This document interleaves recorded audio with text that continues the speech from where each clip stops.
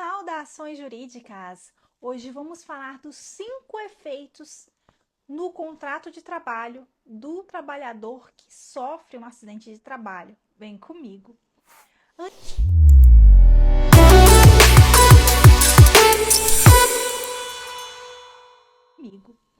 Antes de mais nada, se você ainda não se inscreveu no nosso canal, eu peço que você se inscreva. Também clique no sininho ativando as notificações, comente, compartilhe com seus amigos, porque a sua opinião aqui é muito importante para mim, tá certo? O acidente de trabalho, ele gera vários impactos, várias situações na vida do trabalhador. E com relação ao seu contrato de trabalho, também existem alguns reflexos decorrentes desse acidente de trabalho. Eu destaquei 5 principais efeitos no contrato de trabalho daquele trabalhador que sofreu um acidente de trabalho. O primeiro efeito está relacionado à interrupção do seu contrato de trabalho. Por quê? Pelos 15 primeiros dias, a empresa será responsável pelo pagamento dos salários. Passou do 15º dia, ou seja, no 16º dia, essa obrigação fica por conta do INSS. Então, o trabalhador vai ter que se submeter a uma perícia do INSS para que ele confirme que ele está incapacitado por mais de 15 dias para o trabalho e possa aí conceder o benefício previdenciário por esses dias. A grande questão aqui que fica é que a perícia do INSS, nós sabemos que não é marcada imediatamente, demora um pouco. O resultado também às vezes demora. E muitas vezes o resultado é desfavorável ao trabalhador, então ele fica numa situação de limbo em que a empresa está aguardando aí, não reconhece que ele tem aptidão aí da capacidade laborativa e o INSS nega por algum motivo, fala que aquela situação, aquele acidente não produziu a incapacidade. E o trabalhador fica nessa situação.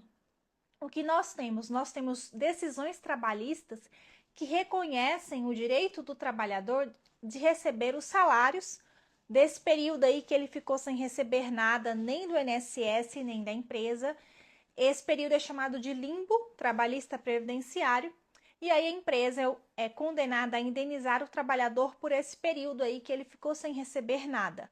Mas isso já adianto aí pelo que eu expliquei, é preciso entrar com uma ação na justiça para que haja o reconhecimento desse direito, tá certo? O segundo efeito que nós temos em decorrência do acidente de trabalho está relacionado à estabilidade. A Lei Previdenciária, a Lei 8.213 de 91, traz lá no artigo 118 a estabilidade de 12 meses após a alta médica previdenciária. Isso quer dizer que o trabalhador retornou do INSS, o INSS deu alta, ele voltou para o trabalho, foi submetido ao exame e foi considerado apto para retornar às atividades. Durante um ano, ele não pode ser desligado sem motivação, ou seja, isso não significa que ele vai ter estabilidade, aí vai poder bater no dono, fazer várias coisas, não. Essa estabilidade significa dizer que ele não pode ser demitido sem justa causa. Então, se ele for demitido, a empresa vai ter que indenizar esse período aí de 12 meses. Quando eu digo indenizar, ela vai ter que pagar os salários correspondentes por esses 12 meses de trabalho. Mas a grande questão que se insurge é quando o INSS não concede o benefício, como eu mencionei a vocês. Como que ficaria essa situação? Judicialmente, nós temos uma súmula do TST, a súmula 378, que vem dizer o quê? Que ainda que não haja afastamento pelo INSS, ainda assim, se demonstrado que aquela doença decorre do trabalho, por exemplo, vai haver a estabilidade de 12 meses mesmo assim, tá?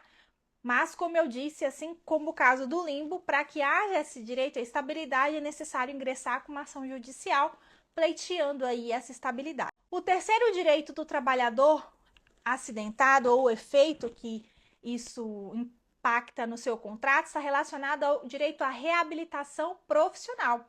porque como nós já falamos sobre a capacidade, caso você não tenha visto o vídeo, eu peço que você assista, nós temos a capacidade uniprofissional para uma determinada atividade. Isso faz com que o trabalhador possa ser readaptado para uma outra função que não aquela que lhe causa a incapacidade. Então, numa empresa que tem várias atividades, operador de máquina, por exemplo, ele não pode desempenhar mais, mas ele pode desempenhar auxiliar de inspeção. Então, ele vai fazer essa atividade que não implica aí num adoecimento ou que complique sua situação de saúde. O quarto direito está relacionado às informações atinentes ao acidente de trabalho. A própria CLT traz no artigo 30 que as informações do acidente de trabalho devem constar da carteira de trabalho. Aqui fica uma questão, porque uma vez que você coloca lá que sofreu acidente de trabalho na carteira de trabalho e vai ter que apresentá-la para a admissão em uma nova empresa, por exemplo, ela pode falar, puxa, ele já sofreu acidente de trabalho, então eu não vou contratar, porque senão ele pode sofrer um acidente aqui também. Fica essa questão. Mas nós temos aí que a lei manda que conste aí esses dados, que acaba sendo importantes para fins previdenciários, por exemplo. E o quinto e último efeito está relacionado ao tempo que o trabalhador fica afastado. Esse tempo que ele fica afastado, por ser em decorrência do trabalho, é contado como tempo de serviço para todos os fins, inclusive para os depósitos de FGTS. Então, tem que haver a continuação dos depósitos do FGTS.